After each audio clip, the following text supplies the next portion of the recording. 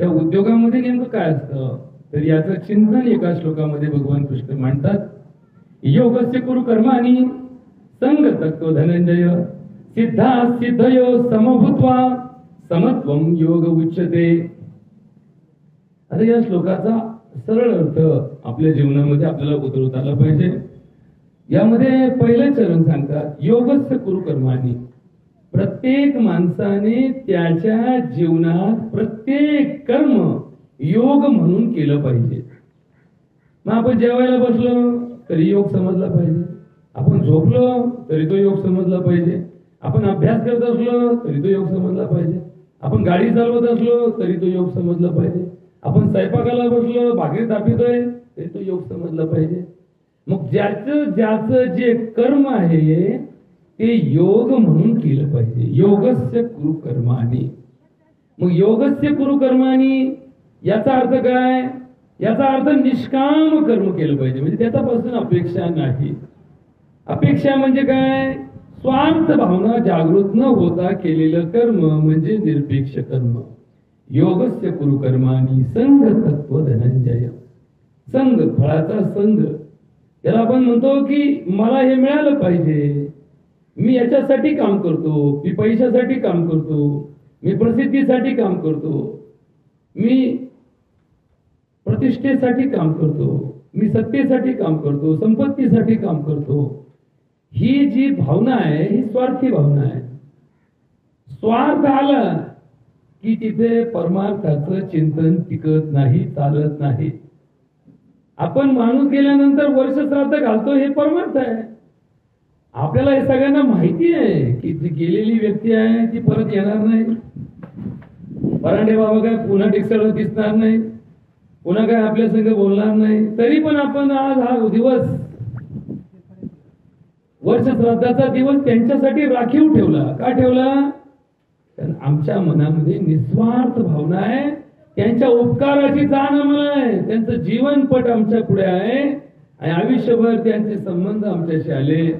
त्यांनी आपल्या परिवारासाठी, आपल्या गावासाठी, आपल्या संबंधित नातेवाईकासाठी, गणगोतासाठी जे काही आयुष्यात केलं असेल त्यातून उतराई होण्याची जबाबदारी कोणाची आहे? आमची आहे. आणि म्हणून ही निरपेक्ष भावना आहे, कृतज्ञताची भावना आहे. कृतज्ञता म्हणून आम्ही हा उपक्रम ठेवतो. आम्हाला हे माहिती आहे की याच्यातून काही साध्य होणार नाही, याच्यातून त्या व्यक्तीला काही आता जीवनाचा वेगळा भाग मिळणार नाही. पण आमच्या मनातून आम्ही उतराई होण्याची ही वेळ आहे. आणि म्हणून या चिंतनामध्ये योगस्य कुरु कर्माणि संग तत्व धनंजय. संग काही नाही, आम्हाला वर्ष श्राद्ध घालून काय मिळवायचं नाही. वर्ष श्राद्धाच्या बाबतीमध्ये काही शासनाचा जी.आर. नाही. ज्यांनी आपल्या बापाच्या आईचे वर्ष श्राद्ध घातले त्यांच्या खात्यात 10,000-5,000 रुपये जमा होतील असा कुठं नियम नाही. ज्यांनी आपल्या बापाच्या मौती केल्या त्यांना त्यांच्या उतार्यावरती नाव लावायला परवानगी असंही नाही. ज्यांनी बाप हाकून दिले घरातून, बाप मेल्यानंतर आई ते येऊन बसले तरी त्यांना त्यांच्या उतार्यावर नाव लावणं भागच आलं.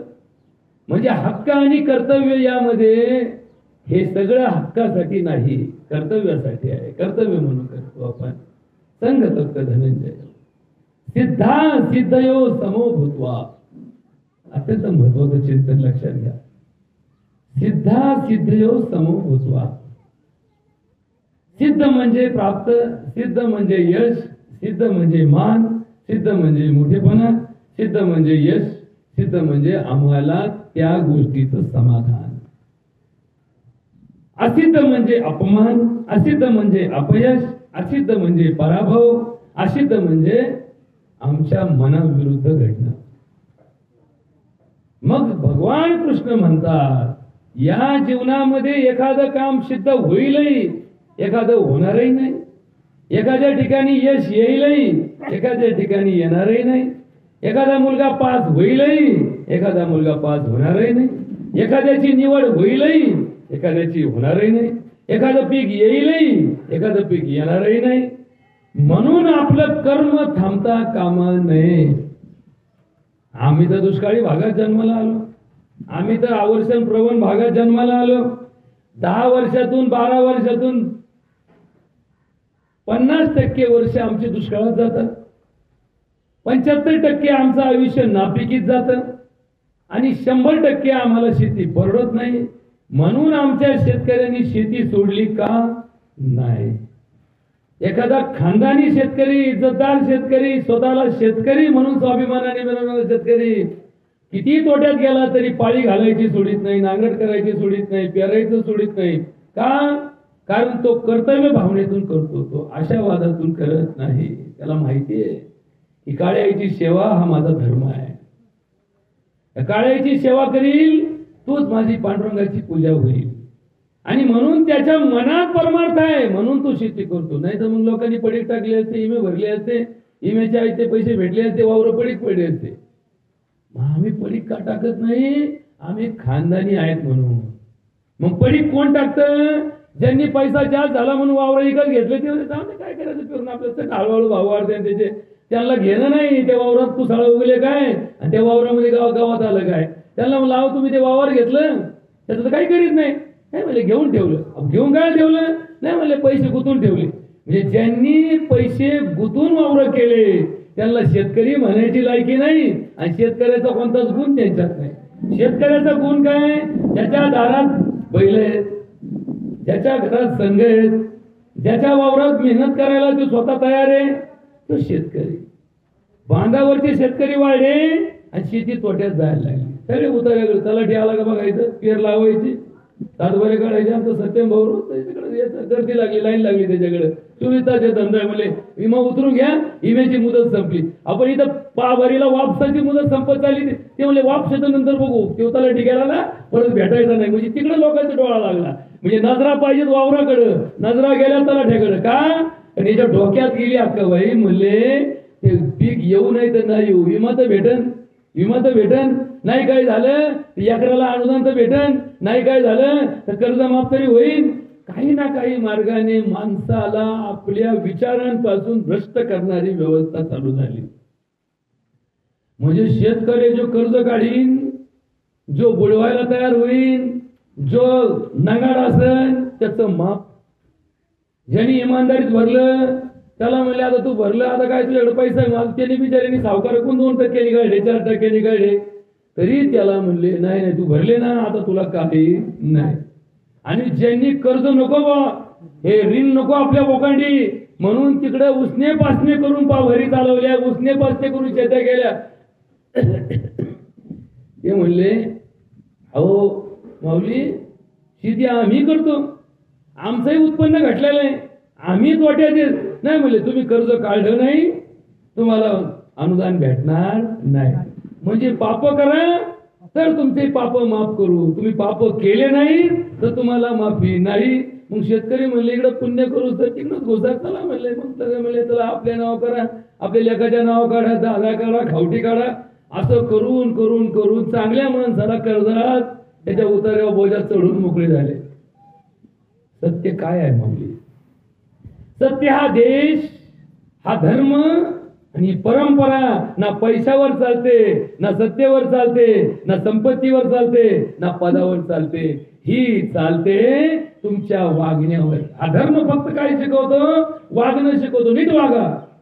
शिपाई असा नाही तर अधिकारी असा, राजा असा नाही तर एखादा भिकारी असा. वागणं नीट ठेवा, मर्यादा ठेवा. वागण्याच्या मर्यादा ज्याला कळाल्या त्याला धर्म कळाला. नाही तर इकडं रात्रंदिवस भजन करतो आणि तिकडे रात्रंदिवस भांडण करतो. कोणता परमार्थ करतो? नाही म्हणले भजनी चांगला आहे, भजनी खूप चांगला आहे, गायक खूप चांगला आहे, वादक खूप चांगला आहे. आणि म्हणले कुठं चालला? म्हणले भावकीचं नामचं भांडण आहे, कोर्टात दावा चालू आहे. अरे जर एकीकडे देवाच्या नावाने भजन करतो आणि दुसरीकडे बांधाच्या 1 फुटावरून भांडत बसतो, कोणता धर्म तुला समजला? धर्म असा नसतो. धर्म असा असतो हे विश्वचे माझे घर, ऐसी मती जयाची स्थिर. ज्याची मती, ज्याची बुद्धी हे सगळं माझं आहे. जे माझं ते माझं, ते त्याचं, तेही माझं परमार्थामध्ये सांगितलेलं आहे. पण आम्ही मतलब त्याचं वावर माझं व्हायला पाहिजे, पण त्याच्यासाठी काही खस्ता खायची माझी तयारी नाही. तुकाराम महाराज म्हणतात याला परमार्थ म्हणत नाही. परमार्थ कशाला म्हणतात? जे करणे पुत्रासी त्याची दासा आणि दासी, तुका म्हणे सांगू किती तोची भगवंताची मूर्ती. आपला तो बाळ आणि दुसऱ्याचं ते काटत असा कोणता देव शिकवला तुम्हाला आम्हाला? आम्ही देवाचं नाटक करतो, देवपूजेचं नाटक करतो, देवपूजेचा नुसता आम्ही स्तोम माजवलाय. दगड ठेवतो माणसं ठेवा इकडे, माणसं तुटाक तुटाक बसा दर्शी करा, मग आपोआप त्याच्यावर दगड बसते माणसं. इकडे दगड ठेवा तुम्ही बसा कोपऱ्यात का. विषय नीट समजून घ्या. योगस्य कुरु कर्माणि संग तत्व धनंजय सिद्धा सिद्धयो समो भूत्वा समत्वम योग उच्यते. आता हा योग दिन जो आहे ना, हा 2014 पासून जगाच्या पाठीवर असणाऱ्या 235 देशापैकी जवळपास 188 देशामध्ये साजरा केला जातो. काही हिंदू राष्ट्र आहेत, काही मुस्लिम राष्ट्र आहेत, काही ख्रिश्चन राष्ट्र आहेत, काही बुद्ध राष्ट्र आहेत. जवळपास 188 देशामध्ये हा दिवस साजरा केला जातो. वर्षातला आजचा दिवस दुसऱ्या अर्थाने सगळ्यात महत्वाचा असतो. 21 जून हा दिवस सगळ्यात मोठा दिवस म्हणून आपल्या वर्षातल्या 365 दिवसापूर्वी असतो. म्हणजे 21 जून या दिवशी सूर्य सगळ्यात जास्त आपल्या जवळ असतो. पहाटे 5:30 वाजल्यापासून रात्री 7:30 पर्यंत सूर्याच्या छटा म्हणजे जवळपास 14 तास सूर्याचा किरणांचा संपर्क आपल्याशी असतो. म्हणून वर्षातला सगळ्यात मोठा दिवस 21 जून असतो. आणि या दिवशी भारताच्या संस्कृतीचा सगळ्यात मोठा भाग योग जगाच्या पाठीवर सगळ्या जगाला कळावा म्हणून याचा प्रचार प्रसार होण्यासाठी 21 जून हा दिवस आंतरराष्ट्रीय योग दिवस म्हणून निवडला. योगाकडे आमच्या परांडे बाबाचाही वर्षश्राद्धाचा दिवस हा आला. योग म्हणजे फक्त उड्या मारणे, नाक दाबणे, हवा घेणे, व्यायाम करणे, सूर्यनमस्कार करणे असं नाही. योगाचे 3 अभ्यास आपल्या भगवद्गीतेमध्ये सांगितले. ज्ञान योग, कर्मयोग, भक्ती योग. ज्ञान, कर्म आणि भक्ती या तिघांचा मिळून योग असतो. भगवद्गीतेचे 18 अध्यायापैकी 18ही अध्याय योग शास्त्रा म्हणून वर्णन केलेले आहेत. अर्जुन विषाद योग, सांख्य योग, कर्मयोग, कर्मसन्यास योग, ज्ञान कर्म संन्यास योग, अक्षर ब्रह्म योग, विभूती योग, विश्वरूप दर्शन योग, भक्ती योग, त्रिगुण गुणत्रय विभाग योग, श्रद्धात्रय विभाग योग आणि सगळ्यात शेवटी सांगितला मोक्ष संन्यास योग. म्हणजे आमच्या धर्मामध्ये मेल्यावर पण योग सांगितला. मेल्यानंतर तुम्हाला स्वर्ग मिळाला हा तुमचा योग आला, तुम्हाला नरकात टाकलं हा तुमचा योग झाला. म्हणजे मोक्ष आणि संन्यास या गोष्टी सुद्धा योग म्हणून सांगितलेल्या आहेत. आणि म्हणून तर आम्ही वर्ष श्राद्धाला सुद्धा मुहूर्त काढितो. म्हणजे लोक म्हणले वर्ष श्राद्ध कसं करायचं, कधी करायचं? नाही, बामणाकडे जा म्हणले तीच काढा. लग्नाची तीच काढी, आनंदोत्सव झाला. पण आम्ही वर्ष श्राद्धाला सुद्धा तीच काढितो. का काढितो? कारण तो योग जुळला पाहिजे. योग योग कधी जुळतो? कालाय तस्मै नमः. काळ आणि कर्म यांचा संयोग झाला की योग होतो. काळ अनुकूल असेल आणि कर्म चांगला असेल तर योगायोगाने सगळं प्राप्त होतं. काळ प्रतिकूल असेल आणि कर्म चांगला असेल तरी तुम्हाला त्याचं फळ मिळत नाही. काळाचा तो महिना आहे. काळ अनुकूल अथवा प्रतिकूल परी सोडू नये आपले धैर्य बळ. अनाचारी मन केवळ नये बाटू सर्वथा. अखंड वाणी हरिस्मरणी सुख विश्रांती कीर्तनी. संत म्हणती मनुष्य जन्म दुर्लभ. आता या सगळ्या सिद्धांताचा शब्दार्थ सांगितला, पण जीवनावर परिणाम काय? जीवनावर परिणाम हा आहे की आमचा जन्म जरी मनुष्याच्या पोटी झाला तरी या जन्मात मनुष्याच्या जन्माला येऊन देवासारखं वागणं आम्हाला धर्माने सांगितलं.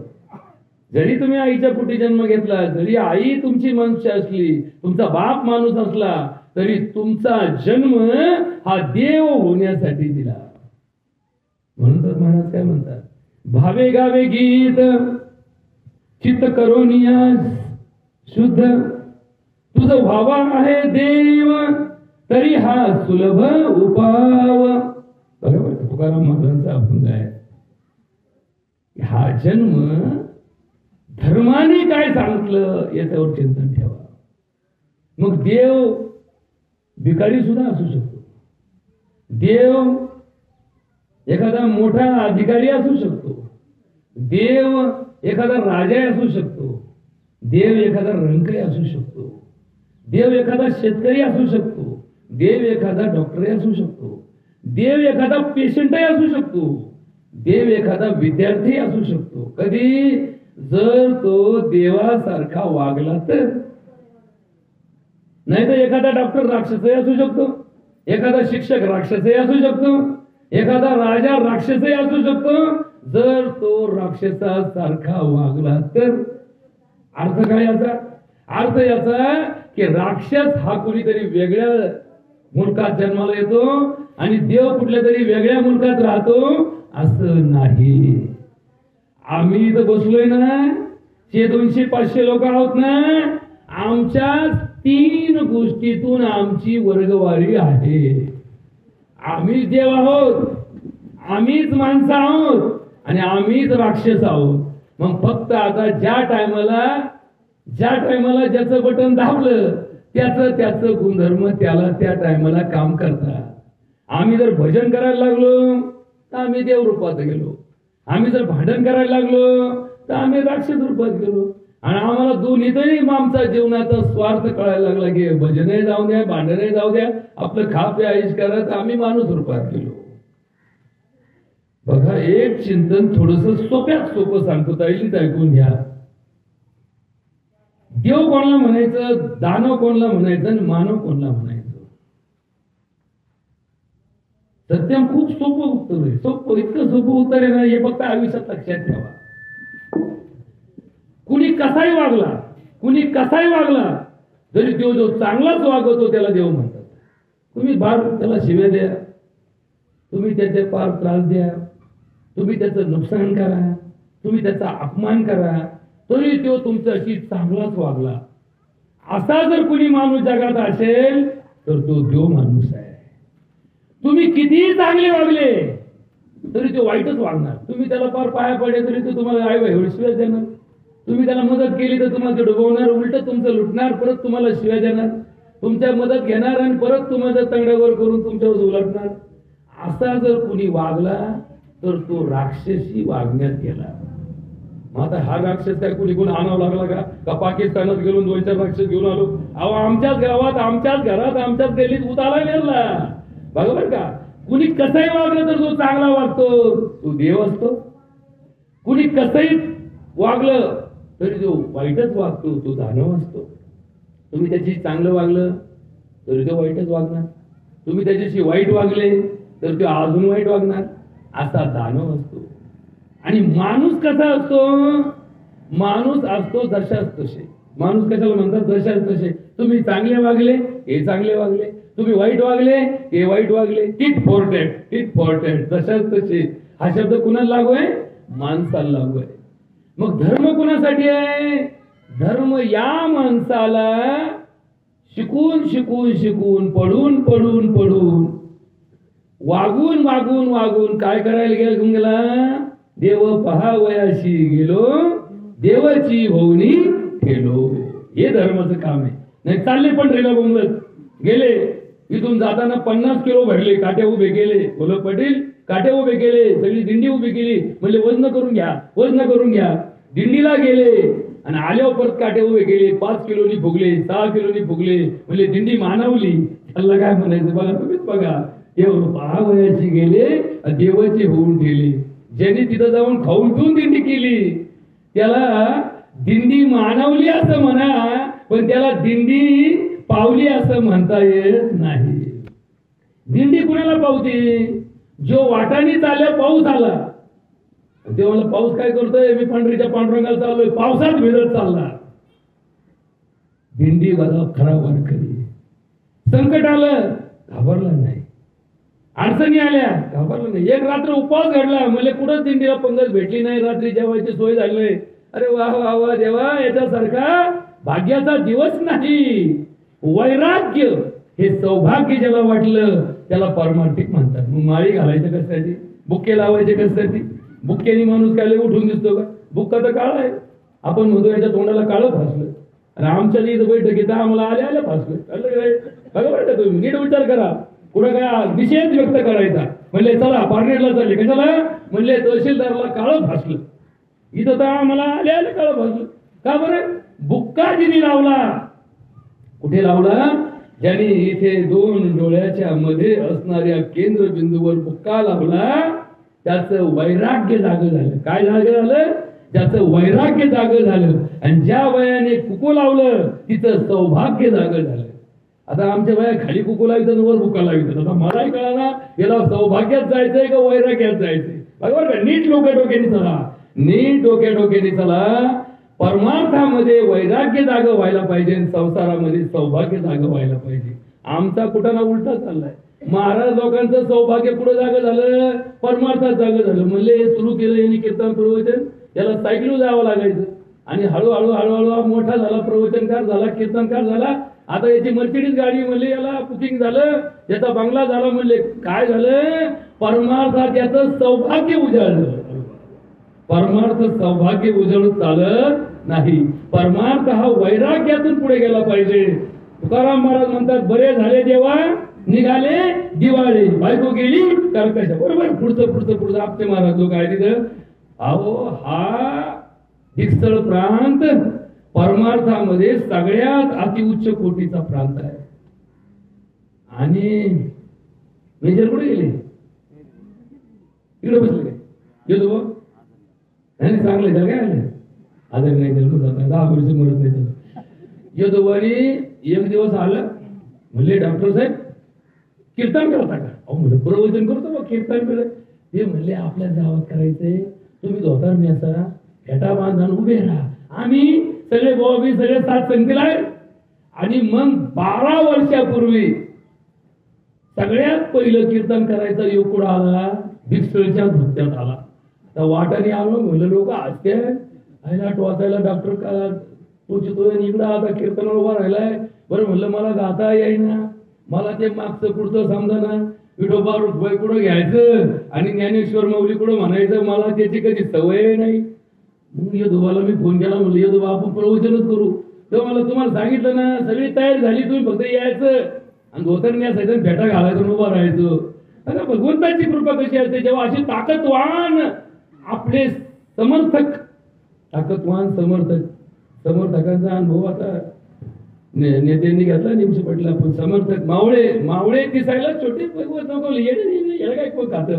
मावळ्यांचा विषय जेव्हा येतो ना, त्यावेळेस शिवाजी महाराजांचं साम्राज्य खरंच मावळ्यांनी उभं केलं असेल हे सिद्ध करायला आता वर्तमान काळात अनेक उदाहरण देता येतील. त्याच्यात पुढं काही नाही तर व्हायचं परत वाटलं, शब्दाला शब्द लागला, एकतर पडलो विषयांतर नको. आणि म्हणून पहिलं कीर्तन करण्याचा योग डिकसळकरांनी मला दिला. कीर्तनाला उभा राहिलो, मारुतीचं दर्शन घेतलं. म्हणलं मारुती राया काही झालं तर कीर्तन पडून नको देऊ भाऊ. आणि मग यदुभाऊला म्हणलं भाऊ यदुभाऊ कीर्तन पडू नये पाहिजे. आणि मग कीर्तनाचा अभंग घेतला. आणि मग कीर्तन जेव्हा उठलंय 2.5 तास कीर्तन चाललं, कोणालाच काय कळना वा कोण इतक्या चाललं कीर्तन. म्हणलं अरे वा वा वा देवा भगवंत तुझी कृपा झाली. नंतर वाट्याने विचार केला, कृपा भगवंताची नाही, कृपा इथल्या भजनी मंडळाची झाली. इथल्या भजनी मंडळांनी भरपूर संघ नाही आणलं. मी इथलेच प्रमाण देणारे, इथलेच वाजवणारे, इथलेच गायक, मी फक्त वागाला गणगवळून सगळी तुमचीच वागा पडतात मी. पण म्हणलं ही सगळी गोष्ट ही ज्या वेळेस आपुलकीची असते त्यावेळेस ती यशस्वी होते. जिथं कोरडेपण आहे. महाराज आयता आणायचा, त्या महाराजाला गावही माहित नाही, त्याला कोणाच्या घरी कार्यक्रम आहे ते माहित नाही, चिठ्ठी दिल्याशिवाय त्याला कळत नाही कोणाच्या घरी कार्यक्रम आहे. आणि मग असा महाराज भाडोत्री महाराज आपण म्हणतो ना, भाडोत्री महाराज, असे भाडोत्री सगळे यंत्रणा ही कुठेही परमार्थाचा लवलेश तुम्हाला देऊ शकत नाही. तिथं आत्मीयता आहे. भले ते महाराज थोडासा बुद्धीनी, ज्ञानानी, अनुभवानी कमी असू द्या, पण तुमच्याबद्दल आस्था आहे ना त्या महाराजाला. त्या महाराजाचा कार्यक्रम तुमच्याकडे जर झाला तर त्या महाराजालाही समाधान मिळतं, तुम्हालाही समाधान मिळतं. लक्षात ठेवा, सगळ्यांनी हा विषय लक्षात ठेवा. आता आमच्या गावात ती शिकले झाली म्हणले आपण त्याला बोलू का बोलू नाही म्हणजे फेमस आहे. अरे अशा फेमस लोकांच्या नादी लागून आपण आपलं अस्तित्व गमवायला लागलो. ज्या सप्त्याला पूर्वी फक्त आमटी करता पैसे गोळा करावे लागायचे. पूर्वी काय करायचे माहिती का, भाकरी घेऊन आणायच्या, आमटी पुरता गावातून तरी एखादा दुकानदार असायचा, एखादा डॉक्टर असायचा, गावातून तरी एखादा व्यापारी असायचा किंवा एखादा मोठा बागायतदार असायचा. तो म्हणायचा औंधा आमटी माझी. आणि मग आमटीचा खर्च करण्यावरून भांडण व्हायचे. म्हणजे मी करीत नाही असं नाही बरं का. 10 जण म्हणायचे सप्त्यात यंदाची आमटीचा खर्च माझा. आता खर्च तर एकाच माणसाचा घ्यायचा होता, मग 10 जणांपैकी यंदा कोणाला द्यायचा चान्स. आता काय झालं, आता उलट झालं. म्हणले यंदा तुमचा घ्या, पुढच्या वर्षी माफ करतो, पुढच्या वर्षी आमंत्रण तुमचं घ्या. असं करीत करीत हा टाळायचं बघतो. वर्गणीचा टाइम आला म्हणून पळतो, नको तिकडे जायला, वर्गणी मागते आपल्याला. म्हणजे परमार्थ आता संकट म्हणून उभा राहिला. पूर्वी परमार्थ हा आनंदाने. लोकांना एकदा सांगितलं ना की या गावात सप्त्यामध्ये 2-2 पायल्या गोळा करायचं काम चाललं, तर दुसऱ्या दिवशी सकाळी एकही माणूस असा नव्हता की ज्यांनी वर्गणी दिली नाही. आता तर फार कटळून नाटळीत, आणि मग नंतर नाटळीत आले लोक. पुढे हिशोब दिलाय तुम्ही, कावा हिशोब दिलाय तुम्ही, म्हणजे हिशोब जादा आणि खर्च कमी, असं ते घडाईपेक्षा मढाई जादा. त्याच्यामुळे आता लोकांमध्ये भावना राहिली नाही, वृक्षता निर्माण झाली. अहो तुमच्या गावात तरी भजनी मंडळ तुमचं स्वतःच आहे. तुमच्या गावात तरी प्रवचनला, आता मी नसतो आलो तर बसलेच होते. 2 माणसं तुमच्या गावात प्रवचनकार आहे. तुमच्या गावात 10 माणसं वाजवायला आहेत, पकवाज वाजवायला 5 माणसं तरी तयार आहेत. विना घ्यायला तरी कमीत कमी लाईन लागते. मी आता गेल्या 5-10 वर्षात जेव्हा जातो सगळीकडे गावगाव, म्हणलं सप्त्याचं कसं करता, ते म्हणले सारं उक्त दिलंय, पंक्तीला उक्त दिलंय. जवान 5 लाखाला पंगत उक्ती देऊन टाकली. म्हणले इना 2000ला उक्ता देऊन टाकला. 2000 रुपये रोजाने इना वाजवायचा. म्हणलं इना कोणी वाजवायचा, त्यांनीच वाजवायचं. ऐकायचं कोणी, त्यांनीच ऐकायचं. मग आम्ही काय करायचं, आम्ही फक्त खिशे खाली करायचे. म्हणजे झाला परमार्थ आमचा. म्हणले इना उक्ता दिला. कीर्तनकाराचा पाठ त्याला म्हणलं भाऊ सगळं पाठ टाळकरी तुझ्या जाण. म्हणलं फक्त श्रोते तरी तुमची ठेवी चला, नाही ते मी काही दिवसांनी उक्ती आणतात म्हणतात 50-50 रुपये भाडे दिले, तेव्हा श्रोते पण गोळा केले, असं तरी किमान करू नका म्हणलं. आणि मग ते सप्ताह सगळा दिला. सप्ताह झाला, लय गर्दी म्हणले, 5000 लोक ऐकायला होते म्हणले. मग सप्त्याला एका दिवशी एका गावात असाच काला केला. मला म्हणले काला तुम्हाला करावं लागला. म्हणलं काल्यातलं मला काही कळत नाही भाऊ, पुढे गावाने अंतर माग पाठीचा झाला तसं काय उद्योग नाही. म्हणले काला करावं लागेल. एक गावात काल्याचं कीर्तन चालू केलं सगळे. आता काल्याचं कीर्तन म्हणजे काय, काल्याचं कीर्तन म्हणजे परीक्षा. मग काल्याच्या कीर्तनाने की उभा केला, एक वारकरी उभा केला जो 7 दिवस टाळ वाजवायला होता. म्हणलं या महाराज पुढं, पहिल्या दिवशीचं कीर्तनातला अभंग कोणता, नाही. मग एक जण पखवाज वाला होता. म्हणलं पहिल्या दिवशीपासून पखवाज कुणी वाजवला, आपणच वाजवला. म्हणले मृदुंग म्हणी आपण बरं का म्हणी. म्हणलं दुसऱ्या दिवशीचा कीर्तनातला का अभंग कोणता होता, अहो म्हणलं 7 दिवसाच्या अभंगातला एक तरी अभंग सांगा की ह्यो अभंग पहिल्या दिवशी घेतला. बरं जाऊन द्या, कोणता तरी एक आठवा, कोणता का दिवस असं ना, फक्त एक अभंग सांगा की ह्यो अभंग त्या महाराजांनी घेतला, ते महाराजचं नाव नका आठवू. आम्हाला काय आठवत नाही. म्हणलं आजचा अभंग घेतला ना आपण आता बघायची, त्याचं तरी सांगा काय थोडंफार. हो म्हणले आता तुम्ही तरी पाठ करायचं ना. म्हणले आमचं काय ते पाठांतर आहे का. म्हणले अहो मला कमीत कमी एवढं तर अभंग सांगा की जो अभंग आपला आज चालू आहे, या चालू अभंगाचं तरी कमीत कमी एखादं चरण सांगा. नाही म्हणले आम्ही फक्त इढाला बस, तुम्ही तुमचंच बघा. आपल्या लग्नात गेलो ना, सत्य लग्नात गेलो का, लय माझ्या बरं का, तिकडं ब्राह्मण म्हणलं सावधान, ह्यो लगेच हातात तांदूळ घेतो, फेकतो, लगेच म्हणतो हो आंबेमध्ये काय झालं, तुमच्या गटात काय झालं. तिकडे ते बाबा म्हणतो श्री गणना चालू. याला काय घेणं, तिकडे स्वस्ती चालू, फक्त ते सावधान म्हणला तो लगेच तांदूळ घेतो, फेकतो. किती मंगल झाले याला काही घेणं नाही. याला फक्त एकच घेणे, टाळी वाजली चांगला ओळख लग्न ओळख. लग्नात होतो ना, लग्नात कोणते मंगल झाले, काय घेणं पडलं आम्हाला, किती मंगल झाले काय घेणं पडलं आम्हाला. लग्नात फक्त स्वयंपाक काय होता एवढं विचारतो मला. मी तुम्हाला लगेच सांगतो डॉक्टर तुमच्या लग्नात कुणा नको आम्ही खाल्ली, बाकी तुमचं घेणं नाही. आणि काय चाललंय, कशासाठी नाटक चाललंय सगळं. म्हणजे याचा अर्थ काय, याचा अर्थ आमचं जे कर्म आहे ते फक्त वरकरणी आहे. वरकरणी म्हणजे काय, त्याला इंग्लिश मध्ये फिजिकल म्हणजे काय, फक्त आम्ही इथं बसलोय, कशाने बसलोय, शरीराने बसलोय, मनाने आमच्या कर्मात आमचं लक्ष नाही. एखादा ड्रायव्हर गाडी चालवतो, लक्ष कुणीकडे, भरतीकडे लक्ष आहे त्याचं. आणि मग गपक्यात मध्ये खड्डा आला, त्याला खड्डाही साफ दिसत नाही. पॅसेंजर शेजारचा यार खड्डा आला का, बरोबर. म्हणजे ड्रायव्हर असा कसा ड्रायव्हर की ज्याचा पॅसेंजर त्याला सांगतोय खड्डा इकडे आला, असा कसा डॉक्टर की जेव्हा म्हणतो अहो डॉक्टर माझं पोट दुखत आहे, डोकं नाही दुखत, डोक्याचं का म्हणून भरलं असं का, बरं जाऊन दे कॅन्सर. असा कसा डॉक्टर? म्हणजे जी गोष्ट तुझ्या भरोशावर आहे तिथं तुझं लक्ष नाही. भरीला निघाला आणि 4-4 तास चालले. म्हणजे अहो नाही काऊन वाटे पडे नाही घाई होती उरकवलं. असा कसा भर्या की ज्याच्या भरी मागं 2-2 तास पडले. लक्ष द्या. भाकरी केली बाई 2-2 करपून ठेवल्या नाही म्हणले 8 केल्या 2 करपल्या 6 वाढल्या वाट काय तिकडे आपण त्या 2 का करपल्या. लक्ष नाही. बाई स्वयंपाक करतील पदर पेटला म्हणले बाईचं लक्ष नाही. मग लक्ष हे लक्ष जे ना लक्ष हे लक्ष म्हणजेच परमार्थातला केंद्रबिंदू आहे. म्हणून तर आम्हाला हरिपाठामध्ये माऊली काय म्हणतात, त्रिवेणी संगमी नाना तीर्थे भ्रमी चित्त नाही नामी तरी ते व्यर्थ नामासी विन्मुख तो नर पापिया हरी विन धावया न पवे कुणी. चित्त हे चित्त जे ना हे चित्तच आपल्या कर्माचं खरं अस्तित्व आहे. जिथं चित्त आहे तिथं कर्म हे परमार्थामध्ये जातं. जिथं चित्त नाही ते कर्म परमार्थात परिवर्तित होत नाही.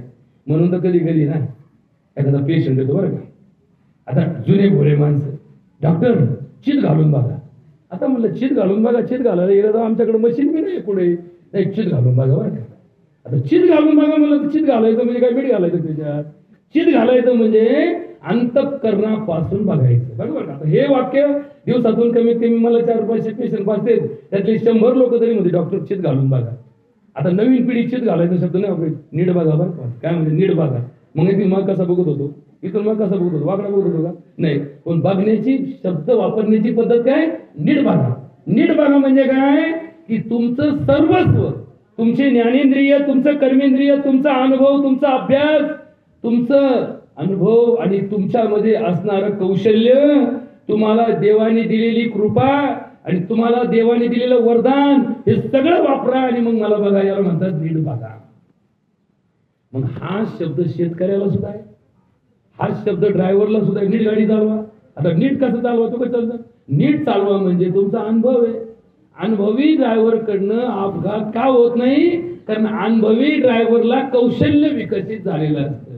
कौशल्य आणि कौशल्य म्हणजेच योग. कौशल्य पाभाऱ्याला पाभार कशी हाकायची, कसं पेरायचं याचं कुठंही अभ्यासक्रम नाही. आता आहे BSc ॲग्री, तर BSc ॲग्रीवाल्याला एकदा सत्य वावरात आणून पाभार धरायला लावा. याचं मॉडर्न सरळ तर नाही यायचं, पण बास्केट पिली सोडून तू. अरे आमच्याकडे असे आमचे बादल शेतकरी आहेत की त्यांना जर म्हणलं ना हे एकरभर वावर आहे आणि हे पायलीभर बी, तर शेवटच्या मोडणाला बरोबर एकच मूठ त्या वटीत शिल्लक राहिली असेल आणि एकच मोड राहिलं असेल. हे यांना कोणी शिकवलं, हे कौशल्य विकसित झालं. आणि म्हणून कौशल्य म्हणजेच जीवनातलं परमार्थ. कौशल्य मग कौशल्य म्हणजे काय, मग एखादा विद्यार्थी ज्ञान मिळवत असेल तर त्याला कौशल्य असलं पाहिजे. एखादा शिक्षक शिकवत असेल तर त्याला कौशल्य असलं पाहिजे. म्हणून तर सरकार दप्तरी एक शब्द आहे कुशल कामगार. कुशल म्हणजे काय, ज्यांनी कौशल्य विकसित केलं. बघा असे काही गवंडी आहेत की एक ब्रास भिंत प्लॅस्टर करायला 1 गोणी सिमेंट वापरते आणि तेवढ्यात त्यांचं प्लॅस्टर एकदम सरळ होतं. त्याला कुठेही खड्डे राहत नाही, वळंबा लावला तर कुठं सुटत नाही, कुठेही दिसायला वाकडं दिसत नाही. आणि असे काही काही 2-2 गोण्या फेकीत माजलेले असं चालले आपलं फेकीत माज फेकीत म्हणजे सिमेंट फेकावं लागत का काय म्हणले ते जर चिटकन त्याला. याचा अर्थ तुमच्याकडे काय नाही, कौशल्य नाही. कौशल्य नाही. मग कौशल्य कुणाला लागतं, सुताराच्या नेटावर काय लागतं, कौशल्य लागतं. लवाराच्या भात्यावर काय लागतं, कौशल्य लागतं. डॉक्टरच्या दवाखान्यात काय लागतं, कौशल्य लागतं. चुलीवरच्या भाकरी थापायला काय लागतं, कौशल्य लागतं. आता आज वट पौर्णिमा आहे ना, बयानी आज करावं गाड्याला म्हणा भाकरी थापून बघ बरं. भाकरी थाप थापायची, थापलेली भाकरी तव्यावर टाकायला त्या वड्याला 4 घंटे जमायचं नाही. ते म्हणून उचलली का मोडती काय नाही त्याच्याकडे, कौशल्य नाही. कौशल्य नाही. बाईकडे काय आहे, कौशल्य आहे. म्हणून बाईला काय म्हणतात, घरची लक्ष्मी म्हणतात. का म्हणतात, कारण तिच्याकडे कौशल्य आहे. आणि असंच कौशल्य माणसामध्ये विकसित व्हावं म्हणून माणसाला प्रत्येक इंद्रिय, प्रत्येक अवयव आणि प्रत्येक अंतःकरणाचा भाग हा शुद्ध असण्याची गरज आहे. म्हणून तर तुकाराम महाराज म्हणतात, चित्त शुद्ध तरी शत्रू मित्र होती, व्याघ्रहीन खाती सर्पतया, विषते अमृत आघात ते हित, अकर्तव्य नित होय त्यांसी, दुःख जे देईल होतील शीतल अग्निज्वाळा, आवडेल जीवा जीवाचे या परी, सकळा अंतरी एक भाव, तुका म्हणे कृपा केली नारायणे, जाण जे ते येणे अनुभवे. हे चित्त शुद्ध करायचं असेल बघा, भांडे घासायचे असतील तर पहिले राख वापरायचे, दात घासायचे असतील तर पहिले राख वापरायचे. आता भांड्याची पावडर निघली, दाताची पावडर निघली, दाताची पेस्ट निघली, पण चित्तासाठी कुठली पावडर काम करीत नाही. चित्त घासायला कुठलंही केमिकल चालत नाही. पण तुमचं चित्त शुद्ध करून देतो. पहिले गावामध्ये तांब्याचे भांडे होते, पितळाचे भांडे होते, वर्षभर वापरून वापरून वापरून भांडे काढायचे. मग गावात कलईवाला यायचा, तो कलईवाला आला का आपण सगळे भांडे गोळा करायचे, एक टाकायचे. 2 डझन भांडे टाकले का संध्याकाळच्या ते भांडे कलई करून द्यायचा.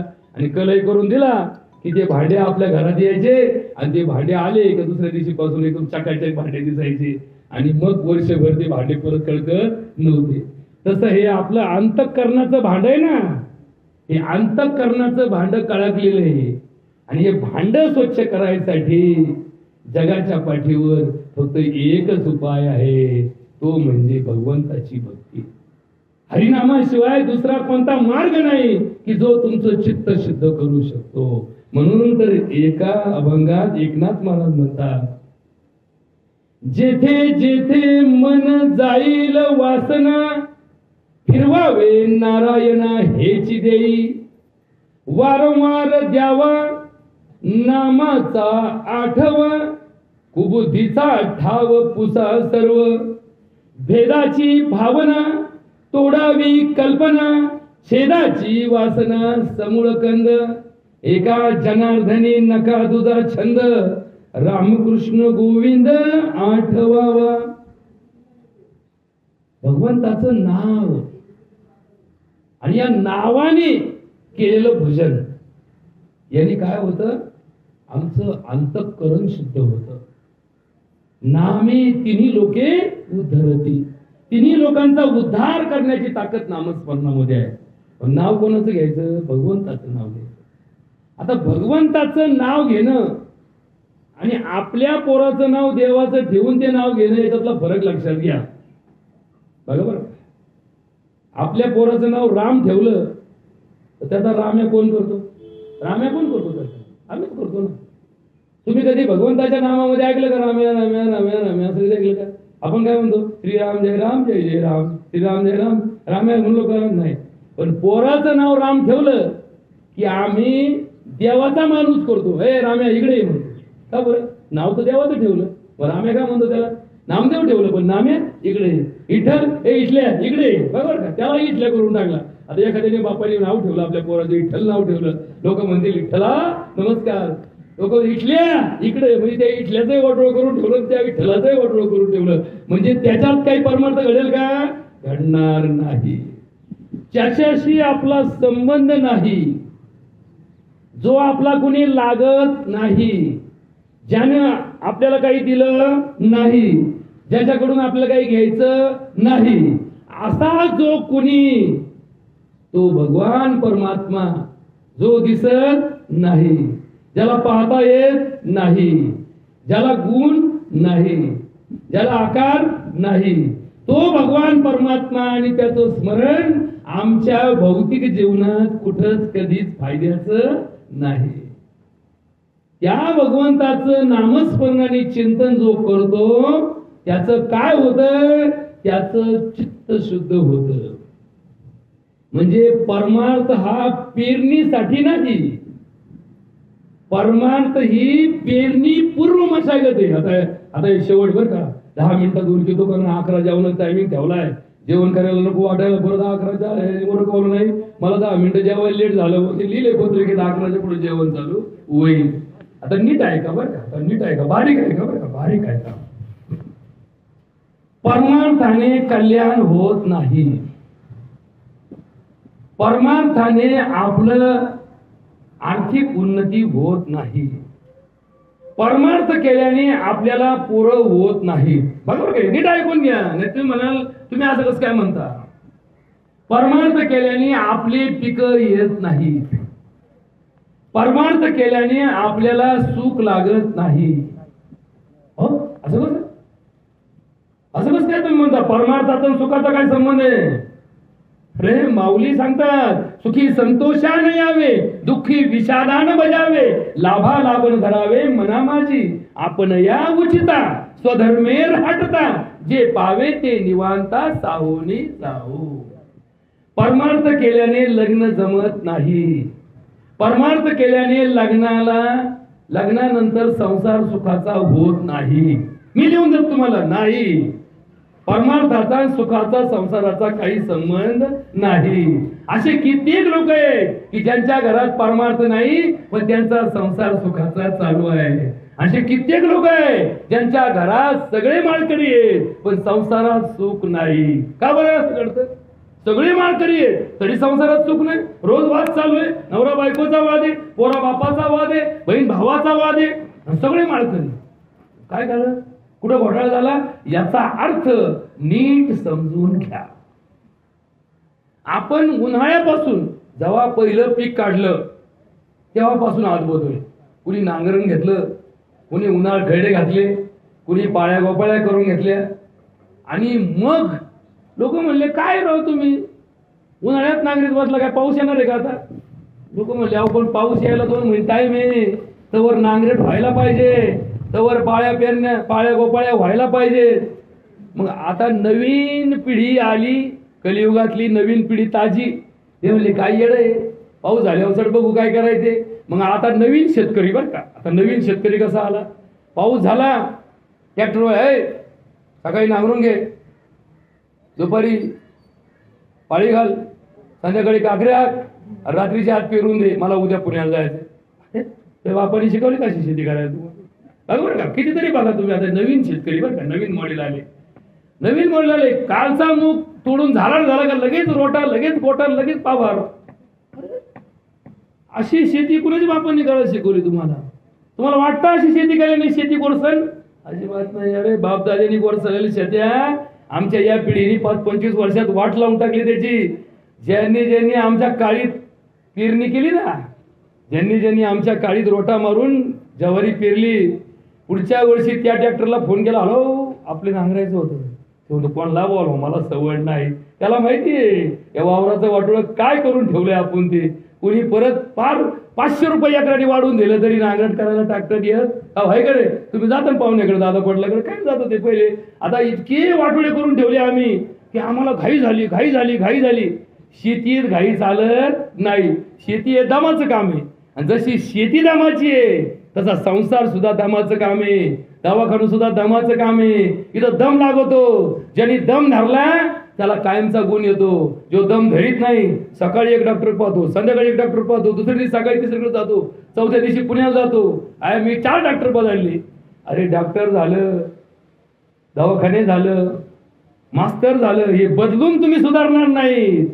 त्यांच्याशी संपर्क करून, वेळ प्रसंगी त्यांच्याशी संघर्ष करून तुम्हाला लवकर फायदा होईल. पण तुम्ही जर याच्या बदलीच्या नादी लागले, काहींनी बायका बदलल्या, संसार म्हणला याच्याशी नाही पटलं दुसरी केली, तिच्याशी पटलं का नाही म्हणजे तिच्याशी पटत नाही. मग जर 4 बायकाशी पटत नसेल याचा अर्थ घोटाळा त्यांच्यात आहे का तुझ्यात आहे हे नीट शोधून काढीत चला. तसाच विचार परमार्थामध्ये सांगतो. ज्याप्रमाणे अस्सल शेतकरी, हरामासाचा शेतकरी उन्हाळ्यात नांगरट करतो, उन्हाळ्यात उन्हाळ खैडे घालतो आणि पहिला पाऊस झाला की एक पाळी घालतो मग पेरितो, पाळी घालतो मग पेरितो, त्याच्याशिवाय पेरीत नाही. तो शेतकरी त्याच्या पुढच्या पिकाचा जो विषय असतो त्यामध्ये 15 रुपये त्याला पीक येतं, 16 आणे पीक येतं. त्या 16 आणे पिकापैकी 8 आणे पीक हे त्याच्या नांगरटीमुळे आणि पूर्व मशागतीमुळे आलेलं असतं.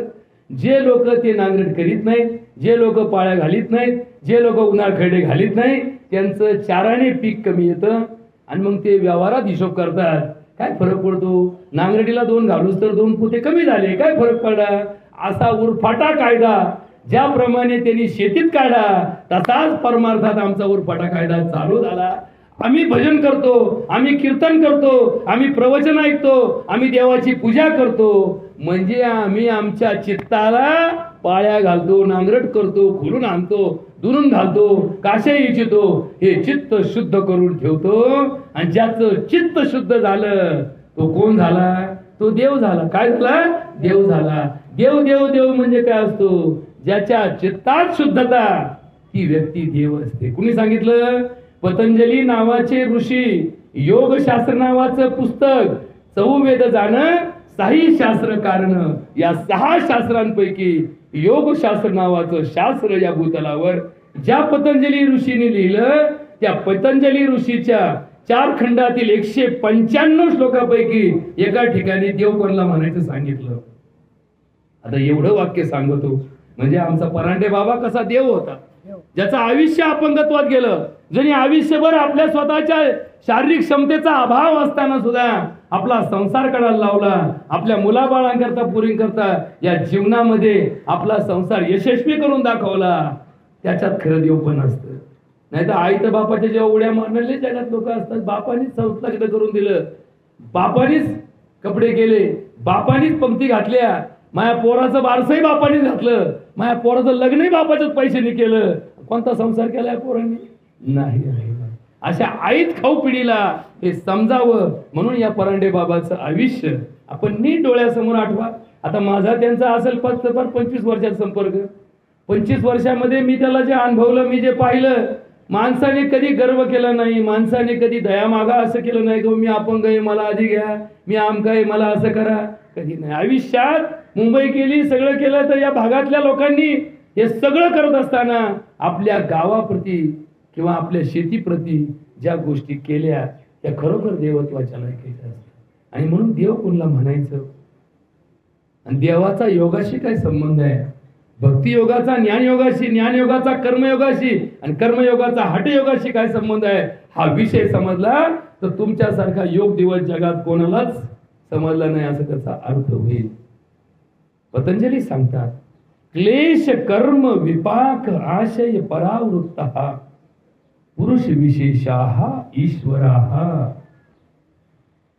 तो माणूस, ती स्त्री, तो मुलगा, तो बाप, ती आई, तो नोकर, तो राजा, तो डॉक्टर, तो वकील, तो व्यापारी, देव आहे. कोण? की ज्याच्यामध्ये क्लेश आणि कर्म यांचा विपाक आणि विषय, विपाक आणि आशय याच्यापासून जे परावृत्त झाले ते देव झाले. आता येतो लय अवघड वाक्य काढ, याचा तर शाटाय काढा, कुठं काय काढा, कुठं काय चाललं ते. सोपा अर्थ सांगतो तुम्हाला की ज्याने मीपणा ठेवला नाही, मी केलं, माझ्यामुळे तू नीट झाला, माझ्यामुळे तुला वावर भेटलं, माझ्यामुळे तुला पैसे भेटले, मी तुला मत दिलं, मी तुला निवडून आणलं, असा ज्याच्यात अहंकार नाही. मी तुला शिकवलं, तू नसतं तुझ्या जागेवर दुसरा मास्तर तर असतात शिकवायला मला, तू शिकवलं म्हणजे काय उपकार केले का? एखादी आई रोज पोरला म्हणते मी तुला लहानचं मोठं केलं, ती पोरवे कटळून होते, आईला बरे उपकार केले होतो बरोबर का? आपल्या हाताने आपली घालायची आपल्याला सवय लागली. काय झालं? ते आपल्या हाताने आपण घालायची. म्हणावं कुणी, पोरांनी म्हणावं आई तुझे माझ्यावर लय उपकार आहे. उलटा आपल्याकडे काय झालं, पोरगा म्हणा म्हणून आईच म्हणते मग मी किती उपकार केले तुझ्या, बघा बरं का ओरपाटा काय जाईल. पेशंटनी म्हणावं डॉक्टर साहेब तुमचा गुण आला, तर कुणीच काय बोलणार म्हणतो मीच म्हणतो तुम्हाला माझा गुन्हा आला, मी नाही गेलो नीट केलं, अरे आवर फटाकडे काढा. पेशंटनी म्हणावं डॉक्टर साहेब तुमचा आम्हाला गुण आला. विद्यार्थ्यांनी म्हणावं गुरुजी तुमचं शिकवणं इतकं भारी होतं, तुमच्यामुळे मी सुधारलोय, तर मी असाच असतो बोंबला तिकडत असतो. हे कुणी म्हणावं? विद्यार्थ्यांनी म्हणावं. आता मस्तच म्हणतो मी तुम्हाला शिकवलंय का, म्हणजे उरफाटा विषय ज्यांनी घेतला तो कधी देव होत नाही. देवामध्ये नम्रता असते, देवामध्ये रीत असते, देवामध्ये प्रीत असते. प्रीत, रीत आणि नीत या 3 गोष्टी ज्याच्याजवळ आल्या तो देव झाला. आणि म्हणून तुमच्यात काही देव कमी नाही, तुम्ही सुद्धा देवरूप आहात, तुमच्यात सुद्धा देव आहे. फक्त तुमचा देव जागा नाही, झोपलेला आहे, आणि तुमचा राक्षस कायम तुमच्या ड्रायव्हरवर बसलेला असतो. ड्रायव्हर सीटवर ड्रायव्हर राक्षस बसतो आणि किन्नर सीटवर देव बसतो. असा कोणता धंदा आपण करतो? म्हणून आपला राक्षस किन्नर साईडला बसवा आपल्यातला देव ड्रायव्हर साईडला चालवा आणि मग बघा तुमची संसाराची गाडी, तुमच्या आयुष्याची गाडी कशी सुंदर चालते. हेच चिंतन या धर्माने सांगितलं.